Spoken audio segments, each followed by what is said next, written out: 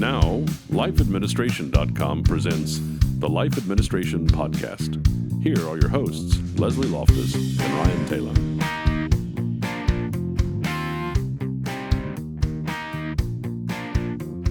Check, baby, check, baby. 1, 2, 3. Just shut up. Yes. Why wasn't the camera recording for that? We don't want the camera recording for that. Absolutely I think not. we do. Absolutely not. No. Anything that involves me singing, much less rapping, does not need to be recorded for posterity. Okay. 3, 2, 1. Hello, everybody, and welcome to another episode of the Life Administration Podcast. If this camera was recording 15 seconds earlier, it would have been Rap Edition Leslie Loftus style. No, and we're very glad. Just trust me that you're very glad that he told me to check the mic, and so I was checking the mic, and I was being... If you're on YouTube, let me make this disclaimer, actually, because I did have the audio recording. So if you're on YouTube... Don't you dare. Maybe the transition to video is just a little bit longer than normal, and you can get all of that good. We'll see what happens. Well, I've talked about it so much, I have to put it in there. I'm sorry. That's your fault. You're the one that did it. I'm Ryan Taylor, by the way. Hello, everyone. And I am Leslie Loftus, who's going to kill Ryan Taylor. I think you're going to be in line for 2022 Grammy after that little. Definitely I think it's going to go viral. Not for in the good all way. The right reasons. Not in the good way. For all the right reasons. Okay, so what's been going on? Nothing's changed, right? This is part 2. Well, we did talk about my stupid.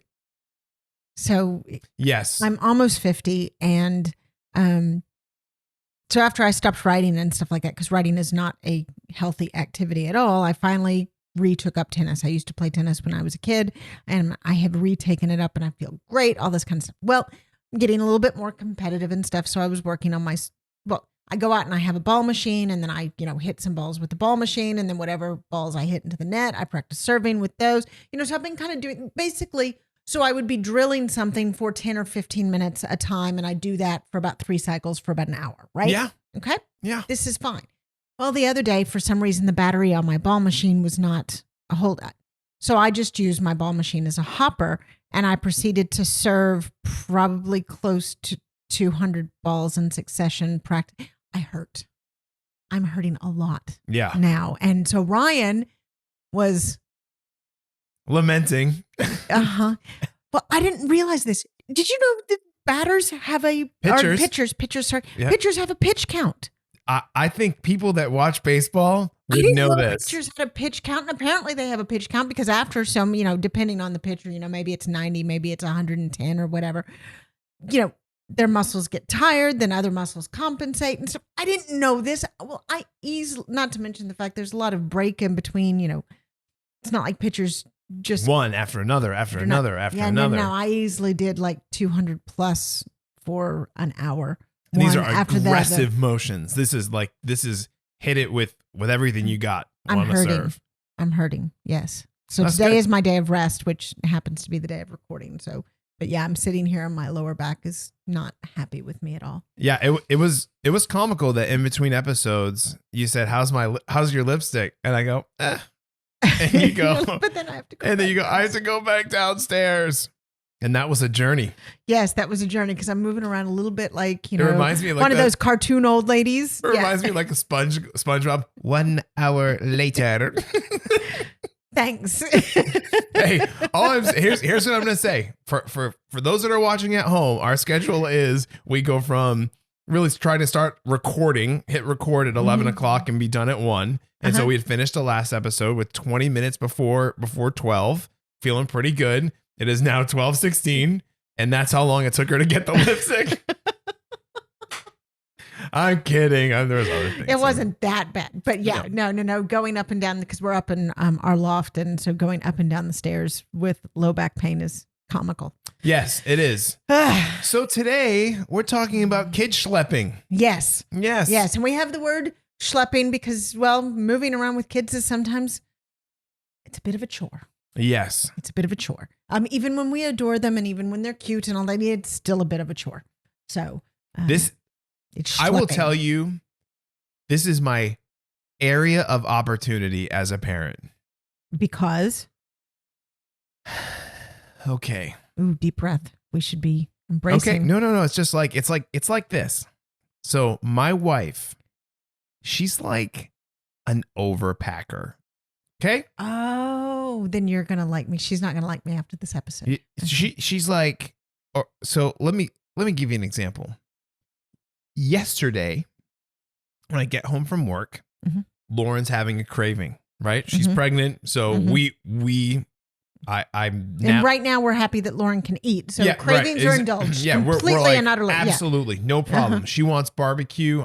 I want some barbecue. I'm like, great. Sounds like a great idea. Wonderful. Let's go. Let's do it right. I'll order it from Spring Creek. I'll go pick it up. So Spring Creek is like 10 minutes away from my house. It's not very far. So I say, hey, Hallie's been at home all day. I'll take her, get out of the house a little bit, just go to the restaurant. Usually we'll like stop and pick some flowers, just something, whatever. Right. Exactly. On the way, right? So Hallie is 5, by the Hallie's way. 5. So I think this is going to be relevant to. Yes, no, absolutely. Because it's not like you need. Okay. Yeah. Please hold. So I am of the mindset of it's 10 minutes away. We'll be able to get there. We'll be back in half an hour. Lauren starts the backpack packing. She gets the backpack. We got snacks in there. We got water. We got blankies. We got an emergency like diaper in case something all of like beyond. And I'm of the mindset of get the keys, throw the kid in the car seat, and we're gone. We're only going to be gone for half an hour, right? It took, oh God, I hope she doesn't listen to this one. It took longer to pack the backpack than it took to go from our house, Spring Creek, pick the flowers, and come home.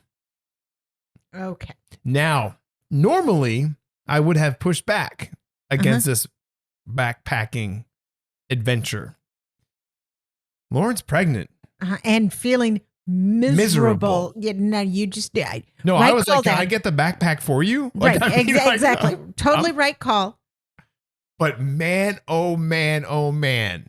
And when I got home, it's 7:45 and we're eating dinner maybe like 30 minutes later than we normally would. And she's like, oh, we're behind. And I was in my mind, I'm like, well, that backpack is I didn't open that thing once. Okay. Well, and this dovetails perfectly into the point about kid schlepping of how it's harder and how it's easier. Okay. Sometimes we make it harder because what you've just described is the day trip backpack thing for a kid age 5, not the 30-minute. Like you need less stuff than you think.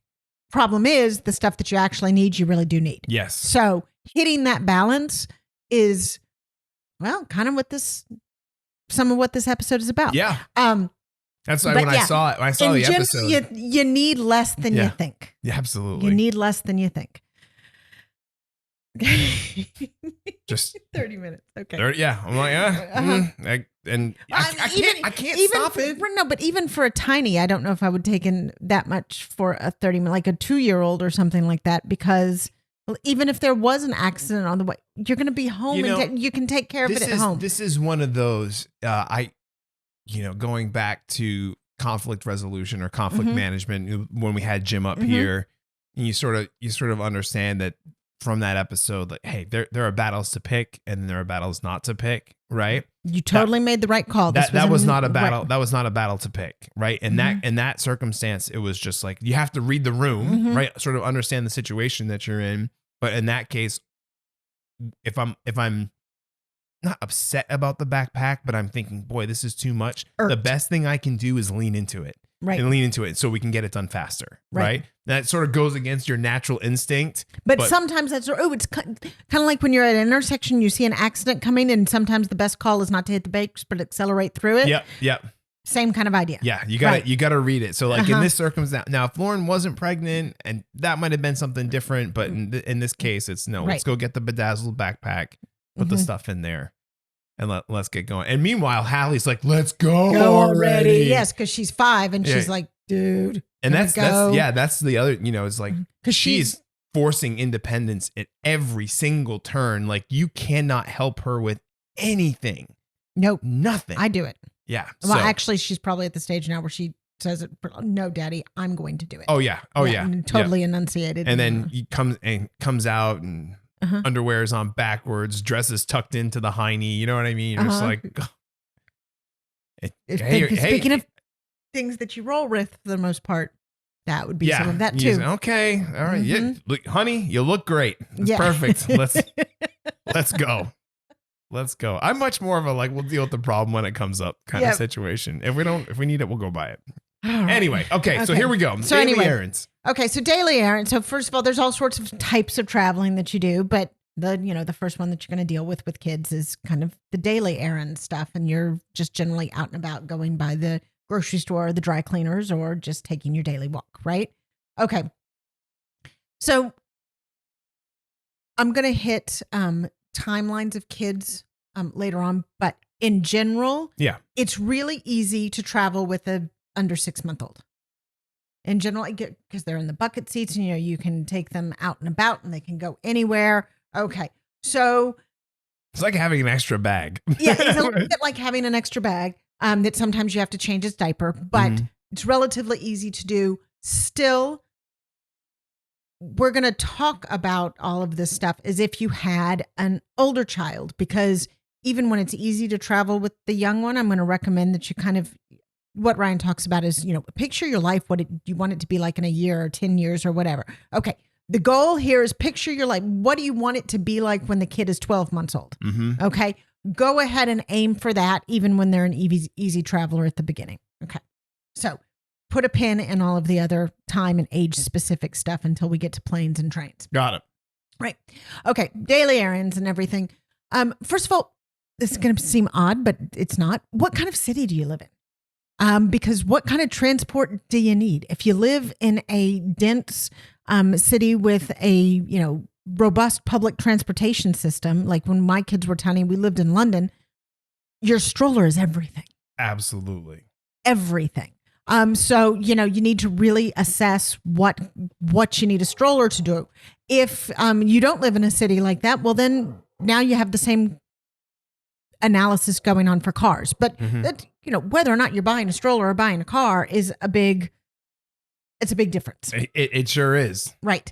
Can we just hey, don't skimp on your stroller, new parents. If you're a new parent, if there's a place to invest, let that be it. Right. Especially if you live in one of those dense urban environments where you're going to be walking around. If you're considering, even if you don't, but you just I like going for walks, right? You get one of those little 4-wheel things, you hit a crack, that's not a good the little umbrella strollers. They're little umbrella strollers.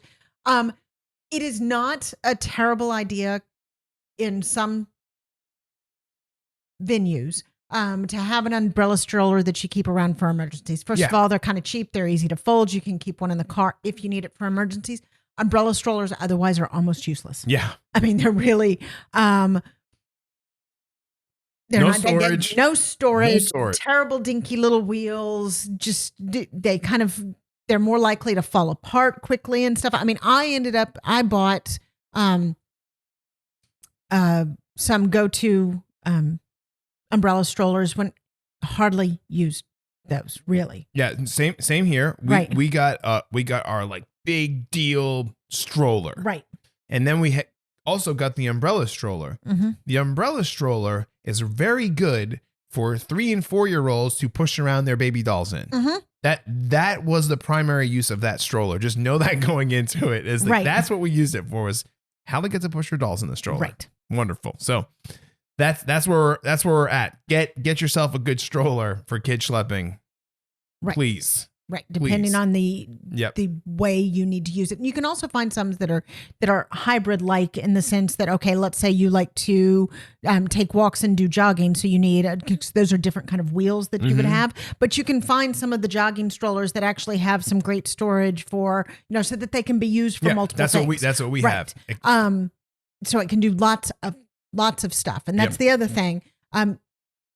you're going to need, we're bumping this up, you're going to need to think about carrying logistics. So for instance, if your stroller is your main vehicle of getting around and stuff, and so you're going to be taking the stroller, you're walking the 2 blocks to the grocery store or whatever, you need to be able to either have the groceries delivered to your house later, which most of these urban dense environments do, or you need to be able to store the groceries somewhere in the bin of the stroller, or be able to store them on the strap of the stroller without having the stroller tip over. Like there's all sorts. So you need to think about the kind of errands that you need to run with your stroller or your car. Make sure you have all of, not just the baby stuff, but also can I pick up the groceries? Yes. And can I have a 30-second commercial break here for a second? Can. So I lived in the city for a little while, right? But that was in a time where we didn't have grocery delivery or things like that. I probably, honestly, I don't know if I would have left it. The thing that I hated the most was going to the grocery store and then going up the stairs with the groceries. Yep. That was enough for me to go, I don't want to do this anymore. I'm ready to go. And obviously it's much more expensive and that, but man, well, if you're living in the city now, like if you're in the city and you're in your early 20s, like you can go to man. Right, exactly. You can go to the grocery store and you either have a small enough shop that you can haul it home, or you can then, when we were in London, there were 2 options. For one, I could just do a straight up shop online, like say Instacart, and then schedule delivery. So I routinely did my grocery shopping at like 10:30 at night, right? And would schedule it for the next day or whatever, and then it would arrive, and then we'd unload it. Or you could go to the grocery store, do your own shop, pay for it, leave it there, and then schedule the delivery for later in the day. So you didn't have to schlep it through the streets, because again, I was a family of 6 and we had sometimes 7 or 8 people, because sometimes my mom lived with us and we had one of the nannies living with us at one point. So first of all, even with delivery stuff, there was a lot of stuff. We were shopping a couple of times a week, and we're not talking 2 or 3 bags. We're talking about 10, right? If you're lucky, 10 bags. Yeah, you need multiple people and multiple strollers to be able to haul that home. Yeah. I mean, it just wasn't. So you city folk, you got it good right now. It's a good time to be in the city. Yeah, you do. Absolutely, you do. But regardless, you need to think about all those things, those kind of errands that you're going to do. You know, if you don't have your dry cleaning dropped off and stuff and you need to go pick it up, you need to be able to get it home without it getting dirty again. Yep. You know, and this is going to, was one thing when you didn't have anything else to carry and you could just sling it over your shoulder. Now you can't necessarily push the stroller and sling things over. You got to think through this logistic stuff. Yep. And it is very specific on your own lifestyle and the details of your own life. Yeah. Right? Makes sense. Makes sense. But yeah, so strollers might matter a ton more than your car does, or it might be your car, whichever one it is. Think through the kind of things you do. And make sure it can accommodate both kid and the actual errand. Yeah. Yes. And the actual errand. That's funny. Out and about every day? Question mark. Yes. Let me just answer it. No. No. If you need to be out and about every day for whatever reason, again, kind of aiming towards what you want it to look like when the kid is 12 months. Yeah, bless your heart. Bless your heart. And you're aiming for what do you want it to look like when the kid is about 12 months old. Try to schedule stuff. Mm-hmm. Again, I know when the baby is 8 weeks old or something, it's really easy to still just spur of the moment, stick them in the car seat thingy or the stroller thingy and take them to the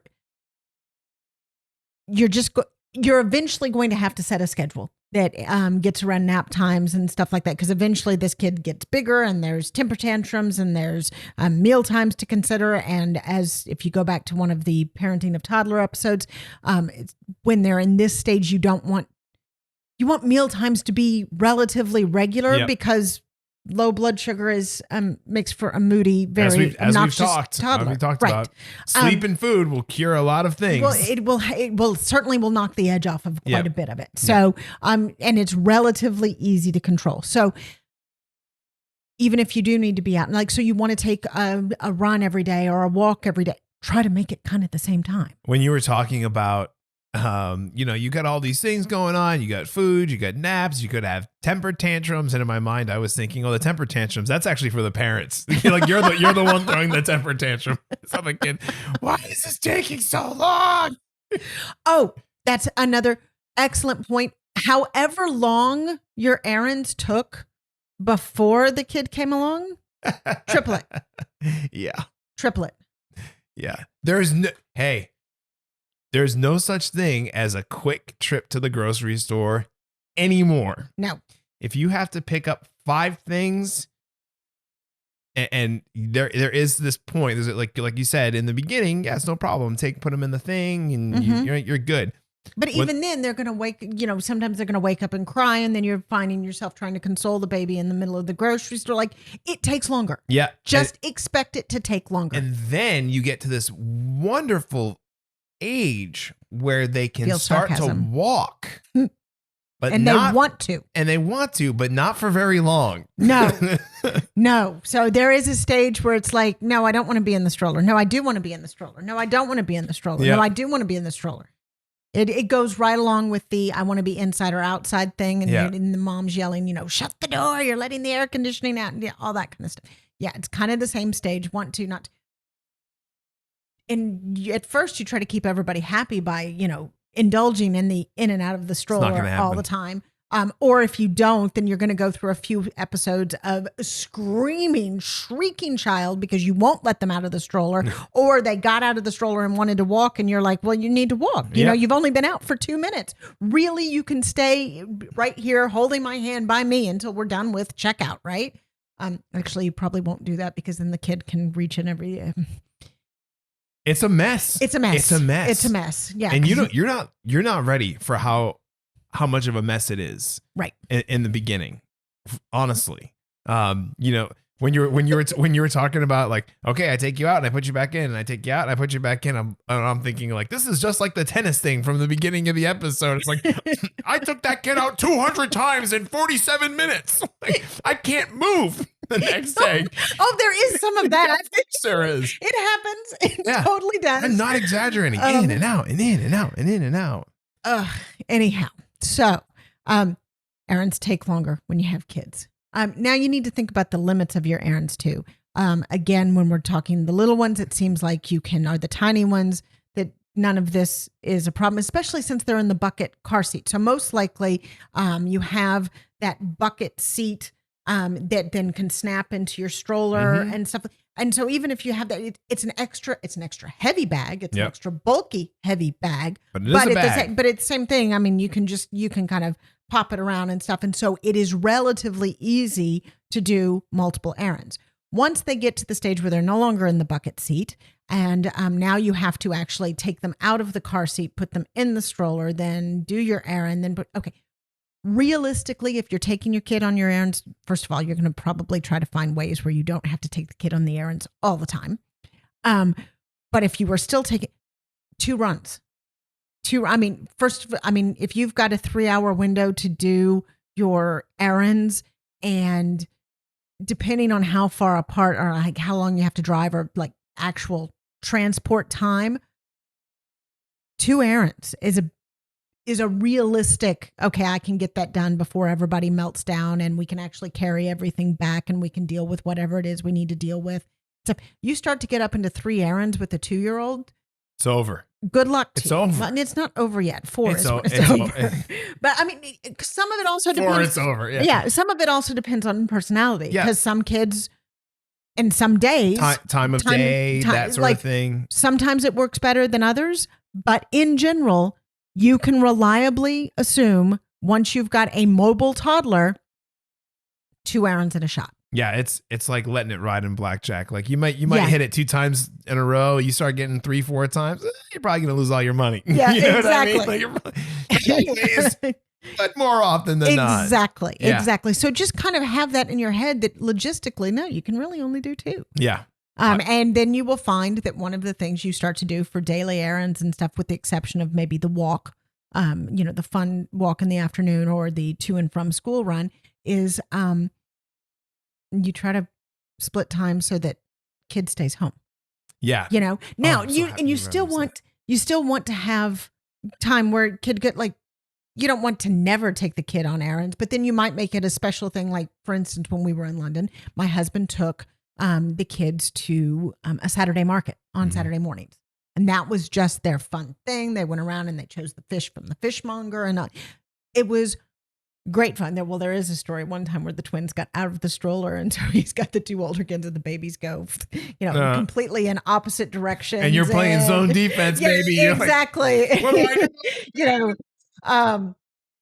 So yeah, that happens too. But yeah, so you still want to have some time that the kids go out and stuff, but you will start to work it so that kid is not necessarily on all daily errands because it just makes them more complicated. I'm sure we're about to jump into like our essential items, like the things that we put in the bag and stuff. And so if I could make a recommendation here, and this is something that really helped me, especially we talked about the whole backpack packing thing, is when you get home and you get settled, is that prep the backpack for the next trip. Oh, yes. Right. So when we're done, I've replenished the snacks that are in there, the wipes that are in there. If there's a special blankie or like we have like a traveling doll or something that we can, just kind of keep her entertained in the back. All that stuff is ready to go. Right. So we don't get into the, I got to pack the bag situation. You can see I'm really hung up on this bag.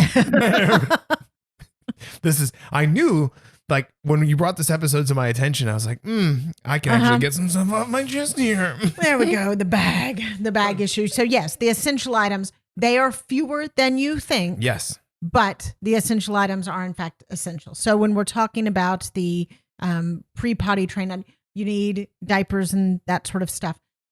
Have a couple of snacks on hand, some crunchy snacks, some soft, whatever, Go-Gurts or, the yogurt tubes, whatever it is. Obviously, that would kind of depend on it if you're planning on a 3-hour outing or a 1-hour outing. Maybe that changes what you actually bring with you. But do have some. So just in case, oh, goodness, it took a little bit longer. And so now we're running up on dinner time or kids just kind of melting down. Sometimes it's just a little blood. Snacks are your friends. You got to have snacks. Got to have snacks. Gotta have snacks. You need to have cleanup options. And you need to have cleanup options for all sorts of things. You need to have cleanup options for the blowout diaper. You need to have cleanup options for the slobber, the throw up, the oh my gosh, well, we thought it was fun and we stopped to get an ice cream and it's down the shirt. So cleanup options are the things to actually clean it up and probably at least one change of clothes. You can't buy enough wet naps. They're wonderful things. They are. They really are. They really are. Yeah. The backup clothes. I think that's a no-brainer for sure. But I think we've harped on it a lot, but when you're talking about the daily errands, you don't want to be doing this every single day. No. So I just read this article, I think it was last week, that it was talking about, okay, in your weekly routine, adult, which we have talked about before. In your weekly routine. Right. So you should only have an errand day 1 or 2 days a week anyway. Right. Okay. In your weekly routine, what is the thing that you look forward to the most? Overwhelmingly, older adults said going to the grocery store. I was going to say some people just really like the grocery store. They love going to the grocery store, right? And so that just sort of ties back to what you said earlier in the sense of you're going to want to see if you can do anything else with your child. You know what I mean? Like, because that can going to the grocery store, you can put, maybe put your headphones in, you listen to a podcast and then, and you're, nice you're and you go about your business, you come back, you get your kiddo and you're ready to roll. Right. So there is something to that to be said that you, just because you have child, you don't have to take them with you everywhere. Right. Or I might suggest an opposite one too. You might say, you know what? I really enjoy, like Jim did this one. He likes doing the grocery shop. So he takes the kids to a market and stuff. But for all of the other errands, we rarely took the kids for all of the, like going to the dry cleaner and stuff. No. Yes. But going to the Saturday market, that's an event for the kids and for him. This isn't like, yes, we have to do some shopping, but this is more of an excursion. to spend time, to have fun. Absolutely. So that's going So to you be, want to balance those yeah, things. that's going to be a multiple hour experience, which is why yesterday Hallie hadn't been out. I was like, we can go pick some flowers. It'll be just a quick little fun thing to do. Right. I sort of know going into it that yes, I could get this takeout in 20 minutes. I could be back. Boom. Right. But I know that my girl needs to, like, mommy's been sick. Yeah. She's got to get Daddy's out and do been gone for the day. And she's got to get out and do something. Right. You know, beautiful day outside. Let's go out and pick some flowers. So right. you got to know that going into it. If you set it up as an event, your mindset is I'm gonna have to rush. That's a much more enjoyable experience than I have to do this errand because if I don't get it done by 3:00, I'm gonna miss this pickup or this phone call. Which, by the way, then underscores the fact that some errands can be an event occasionally. You can't make all of them events because sometimes you do have the 3:00 phone call you need to. And goodness gracious, I mean, unless you have really nice people at the dry cleaner, and actually we did because when we lived in Houston and my son was tiny, there was a bakery and a dry cleaner at the end of our street. So I would take him, I would actually let him walk as he got a little older. He would walk down there and he would get a cookie from the baker and then, right. So we did it. It depends a bit on your own situation, but some errands need to be just get in and get out, in which case, if possible, leave the kid at home. Yeah. Some errands can be, we can make this a bit of more of an event. Yeah, we can have some fun. We can joke around, tell stories, and and have a balance of those things. But the fact is, sometimes you just need to get it done before you need to get home for the 3:00 conference call. So, if possible, divide and conquer. That's another thing. I know a lot of couples sometimes when they first get married and stuff, they like to do errands together. Yeah. Get dividing and conquering. And there should be occasional things that you still do like that, but dividing and conquering once you become parents is your friend. I can't remember the last time that all of us went to the grocery store like as a family, like as a family unit, because the time that you have without child, if you're at home, you can get a lot of stuff done, right?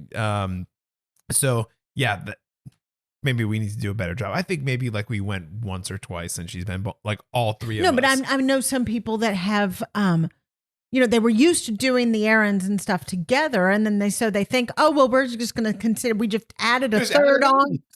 Exactly. But they lose so much in, like you said, the one that stays home can either get a little bit of peace of mind and like in their own head without somebody saying mommy or daddy and get stuff done. And then there can be an adventure and a little bonding with the other two. And like, you can get more done when you divide and conquer, especially with toddlers. Yes.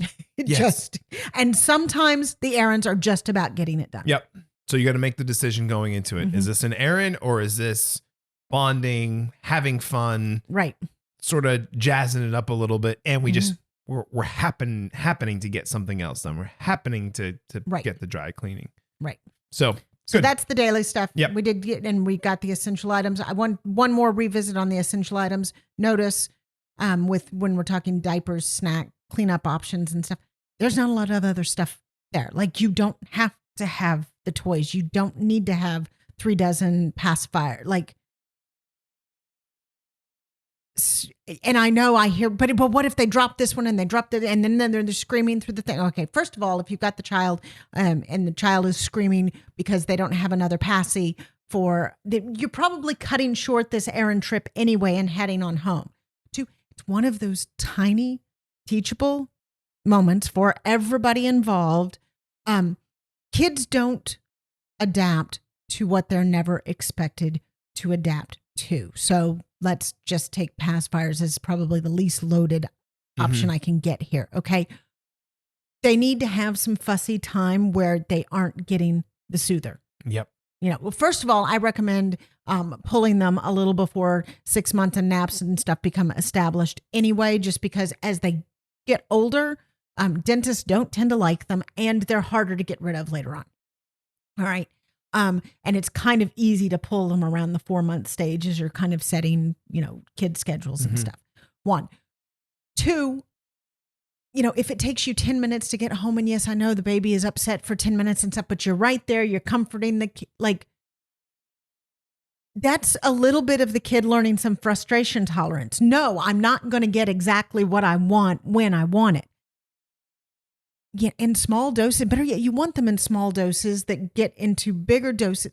go ahead and lean in. Like, don't always have everything ready. So, oh, goodness gracious, as soon as the child is fussy, I'm going to satisfy the fussiness and stop the fussiness, because by the time they're 3, they think that this is how the world works.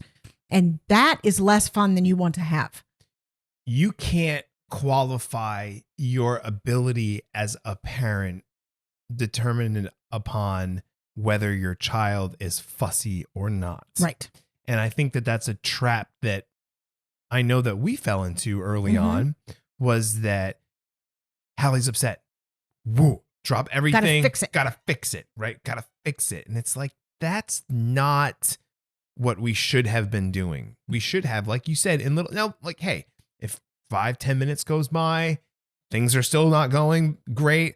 Well, now maybe it's time to pull out the passy and say, all right, here you go. But now instead of, as soon as the kid got fussy, immediately satisfied, now the kid had a few minutes of frustration. You know, you're building up that tolerance. Yes. Okay. Yep. And there are moments like this through everything from going to bed to being out on an errand and being maybe slightly wet and uncomfortable. Those are learning moments for them, and they learn how to, okay, well, as soon as we get home, mom and dad will get it fixed. And, then they learn how to cope. And then maybe the next time they don't fuss quite as much for the entire 10-minute walk home, right? You're building in tolerance for frustration. If you don't do and that, self-soothing and all that kind of stuff. If you don't do that, you're doing them, the child, a disservice, and you're doing yourself a disservice. Straight up. Right. This is not like my kid was crying, so I'm a bad parent. And that's not it. Right. But some of us think that way. Yeah. Well, we're kind of biologically wired to, our kid is crying. We're good. Right. Oh, I want to fix it. Yeah. I want to make it, or, sometimes we'll do it on the preventative stuff. Say they're running on a concrete sidewalk and you stop them from running because you imagine that they're going to fall and skin their knee.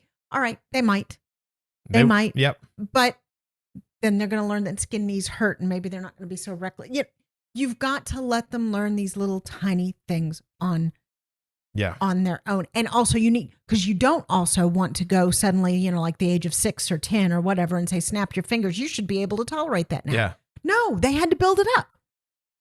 Yeah. So part of your being less prepared in your backpack is a little bit of letting everybody's tolerance for frustration build up. And it's kind of easy to do on these daily things, because like I said, if it all goes sideways and we've had ice cream on the shirt and we're cold and the front of the shirt is wet, and what do you mean you don't have my passy and stuff?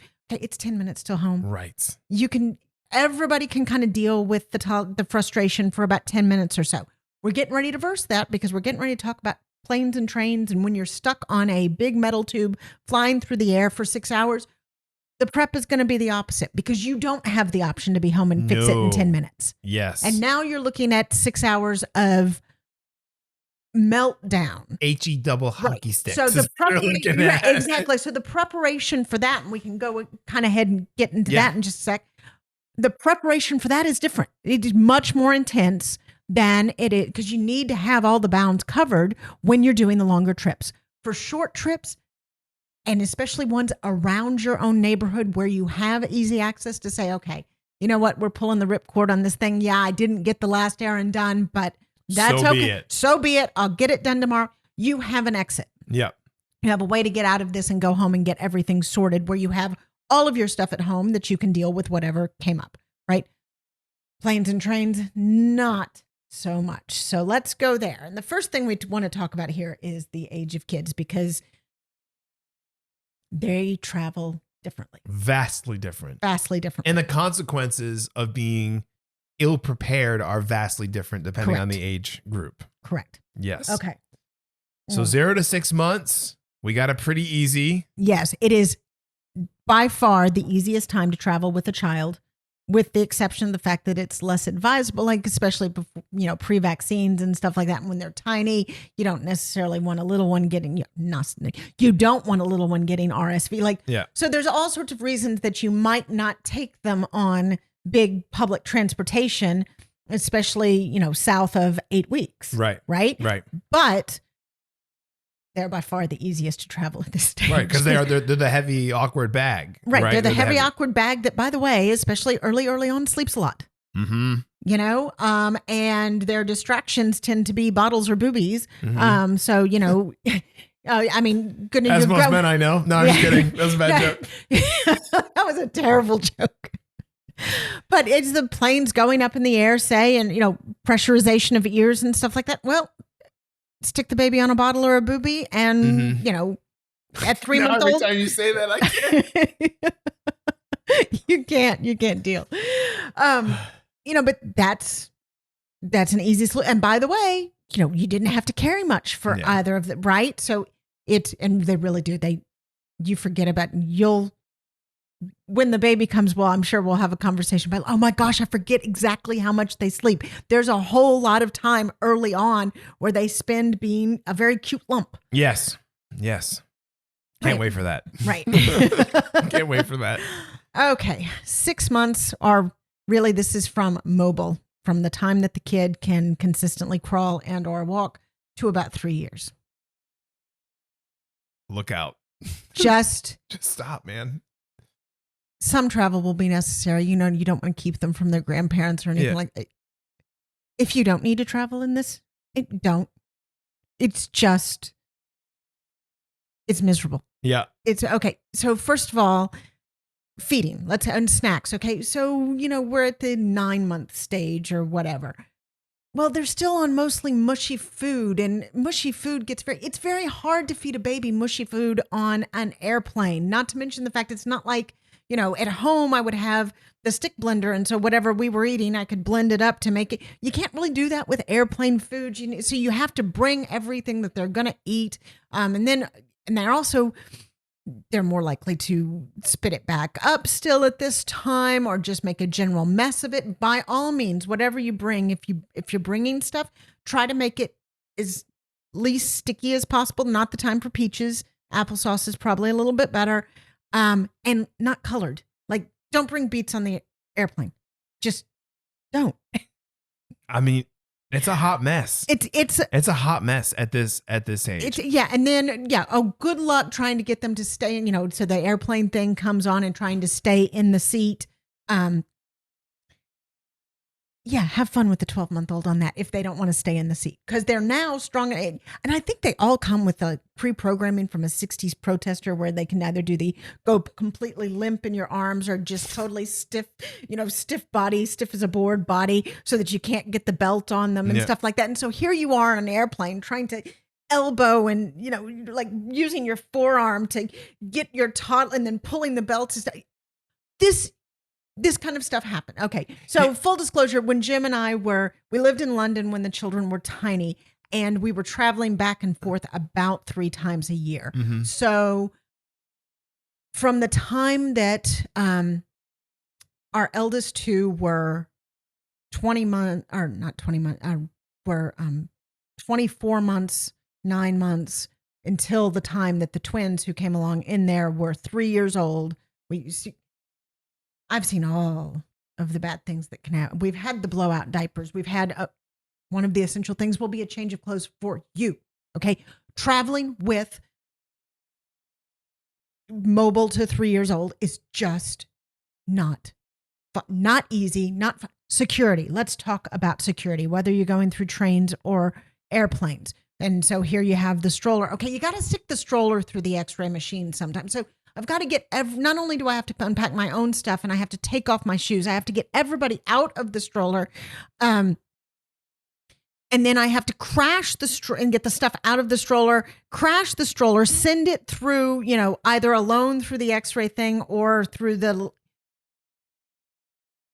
And by the way, and still keep my hands on my toddler while I'm putting my shoes back on. You gotta watch the kids while this is all happening. Yeah, I mean, I had 2 slings at one point, and so we would double, either Jim would wear one sling and I would wear the other sling. So we'd wear the twins, or, sometimes one of us would be like, double side bagging them. And I used to cry thinking about having to go through security. It was literally a marathon, and it doesn't matter how, put together I might have been beforehand. Doesn't matter. We were going up on a train. Let's see, the twins were 12 months. So I have a 6-year-old, a 4-year-old, and 12-month-old. as the train pulled out of the station, Parker, who I was holding, just vomited right down my front. Like, and it's 6 hour overnight train, or I can't even remember what it was, but it was an overnight train. Sounds like a standard trip to me. Yeah. I mean, maybe we should rename this episode to The Case for Road Trips. you know what I mean? Like, oh my gosh. Yeah. Road trips would help a bit because then at least you have the option to stop and stay at a motel or a hotel and actually get everybody properly cleaned up in a proper bed and everything else. Traveling by train or plane with an under 3-year-old that can walk. Don't do it if you don't have to. If you don't have to. Yeah, if you don't have to. And now, at this point, there is some of we have to take some things to appease them, to help entertain them. And by the way, you need to take all of the, because you don't have the option. You can't go to the 7-Eleven or I need more snacks. Right. And you can't necessarily go to the waitresses or the stewardesses and say, I need more, because they're going to hand you peanuts, which you can't give to a child without teeth. No. I mean, or that has a peanut allergy. Yeah, right. Or pretzels. I mean, those don't work yet. Yeah. Do you have a snack? Here's some pretzels. Oh, for my child that has no teeth? Wonderful. So excited. Wonderful. Yeah, that's not going to work so well. So you need to be ready with snacks. You need to have the lovey, because here's the other thing. They're out of sorts. They're out of their own environment. And so they need something that can comfort them. Yeah. Not that will actually work, but you hope. You pray. You say, please let this work. So you're not screaming for 4.5 hours on this flight. Again, diapering and cleanup stuff. More than you think you need, because invariably the time that you don't pack extra cleanup stuff is the time that you need extra cleanup stuff. And honestly, as much as I gave Lauren the backpack, the heart, this is where she shines. Yes. For the trips to Boston that y'all are going up to see family on an airplane, that backpack, go for it. We are never left wanting. You know what I mean? There are things in there that I never even would have considered. That bag is heavy. It's packed. It's everything we could ever possibly want. She does such a good job with that sort of stuff. And so, this is you want to overpack here. This is once you think I think we have enough, put more in. Right. Until sort of the flow of it, of how it's going to go. If you can't avoid it, because we can't always avoid it, you just got to pack a lot. And I'm going to belabor this because I've mentioned it a couple of times, but I'm going to now call out this point so that you know what it is that is the difference between how you pack. It's whether or not you have exit and stop ramps. On a train, on a plane, you have no other options except what you brought with you. Okay, if you're on a road trip, if you're on a daily errand thing, you have ways that you can say, okay, we can zig. There's no zigging to be done at the airport. None. Right? So over prepare in those times. And you can under prepare in the times that you have options. Yeah. Sounds good. Okay, so I think we covered that in depth. Oh, change of clothes for kids. Honestly, depending on how messy and how young your kids are, 2 changes of clothes for the kids. Make them easy changes of clothes, by the way. We don't want complicated stuff. I mean, we're talking onesies and, the one zip footy pajamas kind of stuff. Make it as easy as possible. Same thing for you. I mean, when I was traveling with kids this age, we're talking, a pair of stretch yoga pants kind of thing and a t-shirt. Right. And maybe a sweater, or I'm wearing one of those, those beltless cardigans right now. Stuff that's easy to modularly chain out. So if, the baby happened to vomit on my shirt or my pants, well, I've got a quick something chain. Else. And they're easy to fold and scrunch up. And because you end up with a lot of stuff. When someone asks a parent how their flight was, it's like, well, I had to change my clothes 2 times. That's all that needs to be said. Yes. We're done here. We're done. Mm-hmm. Cool. And then distractions. Okay. This one is slightly controversial, but pretty much all of my expat peers who traveled with my poor friend, she had 3 children. And her trip home twice a year was to Sydney from London. Yikes. Okay. And their big question was whether or not they stop and overnight in Singapore, or if they just, cause she was 6 of one, half a dozen of another. Because, the hotel in Singapore is not home and everything. So she wasn't sure how much it helped to be able to stay and recharge at a hotel, but at the same time flying straight through after, so being a layover in the airport and then flying on. She's like, it was bad. There's no good answer there. All right. But all of us in general tried to limit children's tech time and screen time and stuff in other forms of life or in other parts of life. On the airplane, my children had iPods early precisely because, I loaded them up with like Charlie and Lola cartoons and Backyardigans and everything. And when we were on the airplane, unlimited use. It was just a free for all. Love it. Of course. Just, yeah. When you don't have any other options, when you don't have any exit ramps, when you use the distractions that work.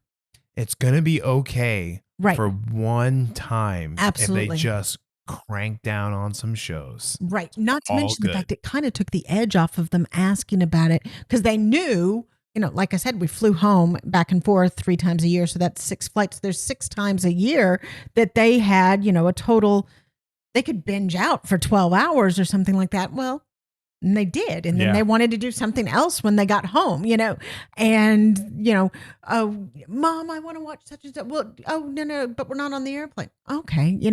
Not that they always did that. Sometimes they put up a fight too, and maybe I'm just convincing myself, I'm not sure. But when you're on the airplane, you kind of deal with whatever comes along. So I made it free for all tech time. Yeah. If there is a tool in the tool bag when you're on a flight, you use it. Yeah. Mm-hmm. I remember saying to Lauren when we were going back to visit my dad that it was like, I got 1 bullet left in this gun. Like, because we were talking about like the things that I have left, right? And that's what my last bullet was. My last bullet was like, I have some shows, right? Right. And let me tell you, I went through those first 5 bullets like that. Yep. But that last bullet lasted me a long time, right? And so, hey, not trying to impose our parenting styles on everyone. We're just saying this is what worked for us. Yeah. It might Veteran be travelers with children will tell you. You might want to consider. You might want to consider, even if you're very anti-tech in other ways, you might want to consider, because there are all sorts of other, there's walking up and down the aisles and stuff, but then what if there's turbulence and so you can't do that, or, you can only bring so many books. And well, then also if you're reading the books out loud, then maybe the person next to you doesn't like it. And what nobody likes is the baby that screams the entire time. Nobody likes that. Right. And then you're also going to feel more stressed and embarrassed because your child is screaming all the time and you're really trying to fix it, not only for your child's comfort and your comfort, because by the way, now you're exhausted, but also you're aware that everybody else's comfort is.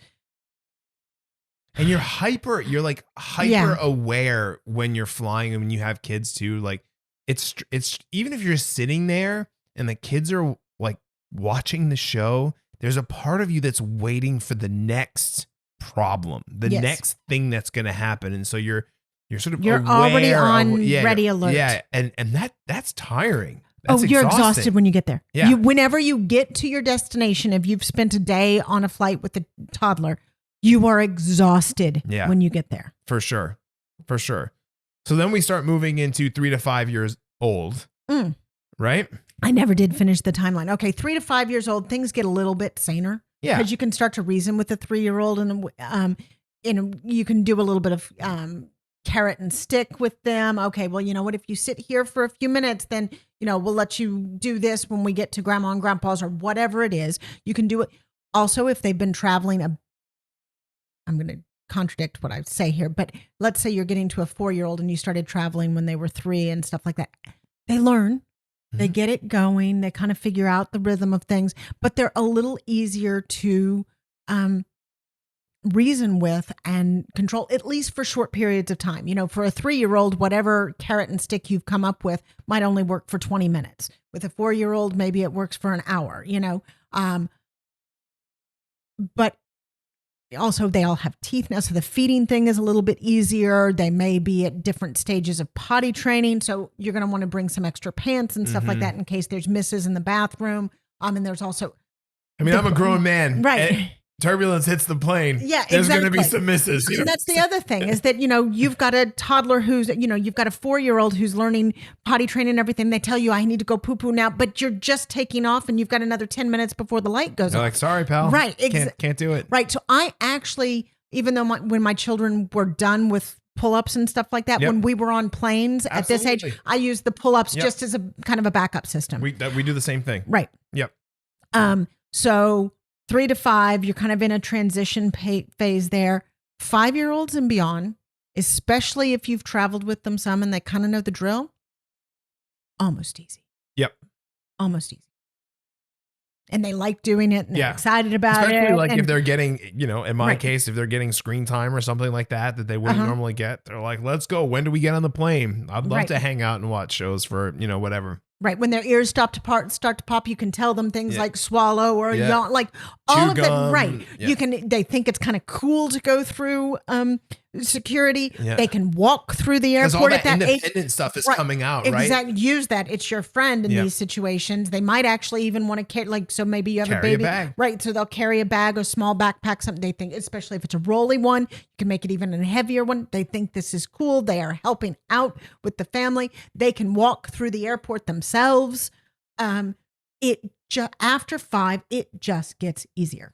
So- Depending a bit on the kids. Because, it goes, whoops. Yep. No, it's okay. Okay. It's okay. That's all right. So we one of the big things that we learned, this is why I was talking about that chip Yes, earlier, right? Exactly. This just went from editing, quick podcasting editing note for all of you. So this just went from a 7-second edit to 37 minutes. Right, exactly. Because Just like somebody that. has just rung the doorbell and the dogs have gone running downstairs. So too. hopefully if we do our Right. job right, that you don't even really notice Yeah, all you that won't much. notice it. Okay, so here was the big one for 3 to 5 for Mm-hmm. us when we traveled is we would, so Hallie, like her thing is she loves dolls, Mhm. right?